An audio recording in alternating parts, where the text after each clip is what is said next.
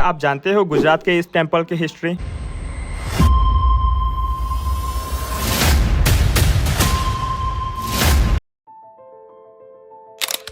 गुजरात के विजापुर में स्थित यह एक जैन देरासर है। इसका इतिहास कई साल पुराना है। इसको आगलोट जैन देरासर के नाम से जानते हैं। चलिए इसका पूरा इतिहास हम पंडित जी से सुनते हैं।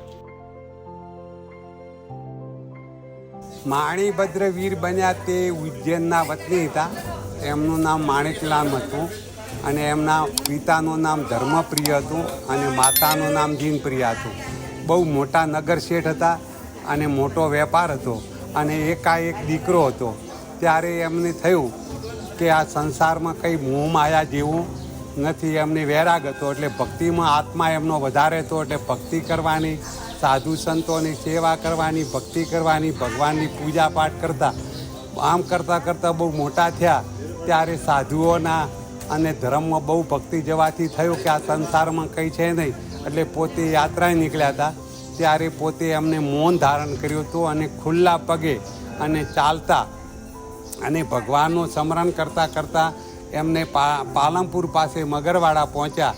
ત્યારે ચાલતા મગરવાડા પહોંચ્યા. ત્યાં 500 વર્ષ પહેલાં ત્યાં આગળ જંગલ હતું. જંગલની અંદર એમને ચોર લોકો મળ્યા. ચોરોએ ત્યાં આગળ એમને કાપીને 3 ટુકડા કર્યા. 3 ટુકડા કર્યા એટલે એમના શરીરના ફૂલ બની ગયા અને એમના ફૂલ બનીને એમનો આત્માના ટુકડાથી માટીમાં બની અને જમીનમાં મળી ગયા અને એમનો આત્મા દેહ બન્યો. દેહ બનીને ગુરુજીને દર્શન આપી અને એમની 3 સ્થાપના કરી. મગરવાડામાં કાપવામાં આવ્યા એટલે પગનો ભાગ જે છે પાલનપુરની બાજુમાં મગરવાડા ગામ છે. ઉજ્જૈનના વતની હતા એટલા માટે મસ્તક ઉજ્જૈનમાં શિપ્રા નદીને કિનારે ભેરુગઢ મસ્તક છે. અને ધડનો ભાગ ગુરુજીને કીધું કે 2 હાથમાં જેટલી માટી આવે એટલી માટી લઈને ચાલો, જ્યાં સૂર્યનો ઉદય થાય ત્યાં આગળ મારી સ્થાપના કરજો. એટલે 2 હાથમાં માટી લઈને ચાલ્યા અને આગલોડમાં આવ્યા અને સૂર્યનો ઉદય થયો એટલે આગલોડમાં સ્થાપના કરવામાં આવી. અને માણીભદ્ર 3 જગ્યાએ અને માણીભદ્ર વીર છે એવા 52 વીરોમાં સૌથી મોટા છે અને ઇન્દ્રદેવ છે અને સર્વ ભક્તોના રખવાળા છે. અને જેની શ્રદ્ધા પ્રમાણે એમનું કાર્ય સફળ થાય છે. અને 52 વીરોમાં મોટા છે અને બહુ 3 જગ્યાએ મોટા તીર્થો છે. બધાની ભક્તિનું ફળ મળે છે. તો સર્વ મંગલ મંગલમ સર્વ કલ્યાણ કારણમ પ્રધાનમ સર્વ ધર્માણમ જૈનમ જયતિ શાસનમ.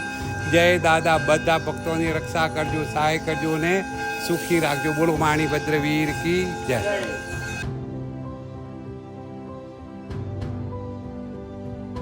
આનંદ ઘનસુરી મહારાજ સાહેબે 2025માં આગલોડમાં પધારીને એમને આ મંદિરમાં બહુ તપ કરેલું, ઉપવાસ પણ બહુ કરેલા, આંબેલ પણ કરીને એમને આ મંદિરનો વિકાસ કર્યો.